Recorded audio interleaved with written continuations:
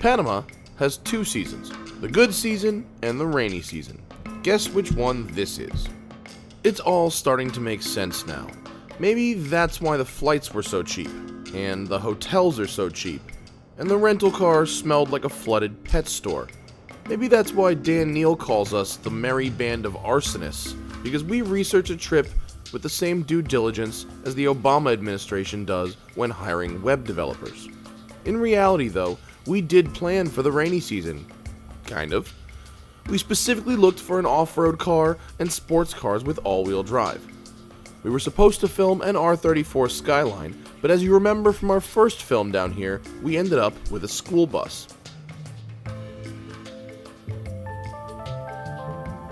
So today, with all-wheel drive on the brain, it's time for a little speed, and that means spending some time with Race Lab's 900 horsepower Mitsubishi Evo 7. Race Lab is in the newer, nicer part of Panama City, Costa del Este, and their shop and clientele certainly reflects that. You could eat off the floor of this place, and if you didn't know any better, you could be in any high-end shop in any place in the world. Okay, right now at the shop we have RX-7, which we did a 2JC swap in it, the Audi twin turbo Hefner kit, GTR R33, which we're upgrading turbos, and we have some 900 horsepower Evo builds. The shop car is an Evolution 7. It's a basic 2-liter, which we upgraded to a full build 2-liter engine, full head, big turbo, and we've worked our way up to drivetrain, suspension, computer. Right now it's doing 50 PSI. Here we go, 4,000, 5,000.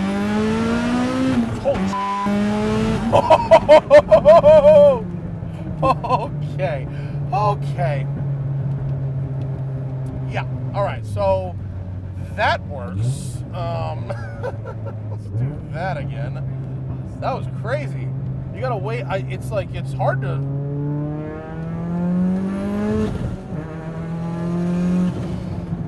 Jesus. When the power comes on, you better hope that road is straight. At this point in my spiel, it's where I tell you that I once got schooled by a bunch of YouTube commenters because I was referring to the point at which turbo comes on as lag, and that's not true. That's the boost threshold when the turbo starts to kick in. Lag is once you're in boost, if you're getting on and off the gas, what's the throttle response like? So the lag is not much, so I'll get this thing into boost really quick and we'll see. Waiting. Whoa, doctor! Okay. The lag is non-existent. The boost threshold is very high.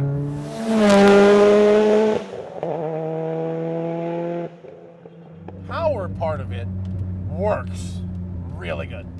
That's as fast a car as I've pretty much ever felt. And I was shifting at 7,000 RPM. Now that was out of sheer terror, because the red line is 9,500 RPM in this car, which if you know what an Evo gauge looks like, it ends at 9. And then it says tarmac, gravel, and snow below that for your controls. And yeah, Gary was like, sometimes I shift at gravel, but sometimes I shift at snow. Watching the tack climb is like being in a barrel at the top of Niagara Falls. You know something's about to go down hard. It's just a matter of when. In Panama, we import vehicles from Japan directly, so you'll see a lot of right-hand drive cars here in Panama. Like, there's a lot of people buying muscle cars and German cars a lot too. There's a little story behind it. They call it the myth because I never took it to the racetrack before. So on the street it was like, yeah, it's a myth. So I kept the name and I still call it the Myth. Our first time at the track, it went 10 seconds on our first try with a stock computer. I'm confident I can run 9s. Run 9s, and I take my kids to school in it. 50 pounds of boost, which as far as I can recall is the most boost of any car I've ever driven. So that's nice. Also, I believe this is the most horsepower of any 4-cylinder car I've ever driven. It is still a 2-liter, although it's fully forged. It's actually high compression, which is interesting because normally you think lots of boost, low compression, but he wants it to be drivable around town, because driving around town is really all that's available here in Panama. God, it sounds like a race car. It's got a parachute on the back, which certainly makes a statement. He said he's never actually pulled it, which is sad. The parachute is more of getting ready for the racetrack standards, because there are some strict rules for it. We decided to fabricate it with one of my friends called Collins from Toxifab. Did a custom one for us, so it's not an off-the-shelf part. Like we drew it and had it professionally done for us.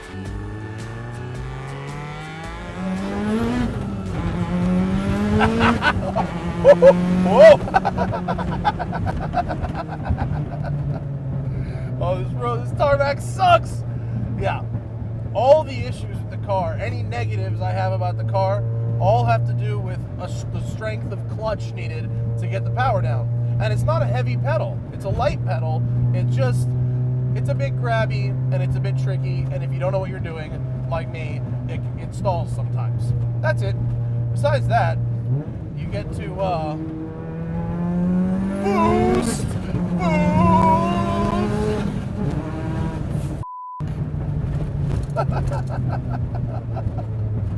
This thing rips!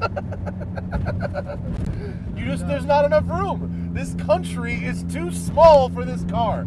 There are no racetracks, there's no open runways, the roads are all like this, there's cars everywhere. You need a car like this in a bigger country with more room.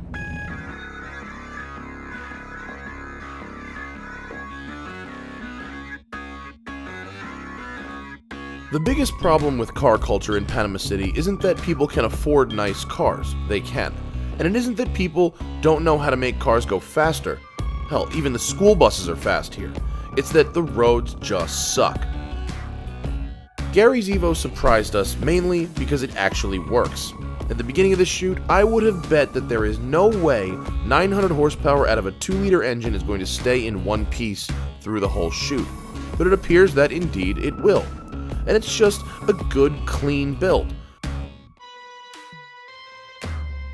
Nothing too wild to look at, provided of course you ignore the parachute, but tasteful upgrades on the outside to match the completely ridiculous upgrades on the inside.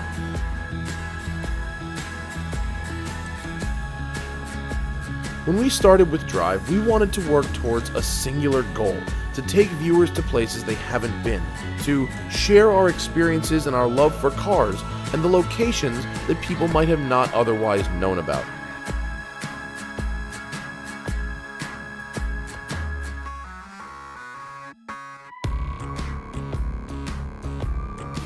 We wanted to see what car culture was like in a country that most people don't think of when talking about cars.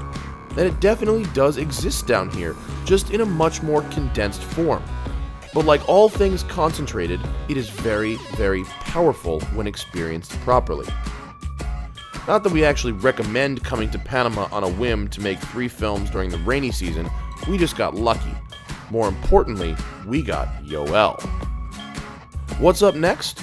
Well, if you want to see us go to other new and unexpected places, let us know. You want to be our next fixer? You want to show us what's up in your part of the world? Let us know what kind of cars your people roll in, what kind of culture, scenery, roads, or tracks your crew is about. Send us an email to tuned@thesmokingtire.com, and maybe next time we'll come to you. And if the coffee is half as good as Panama's, that would be nice too.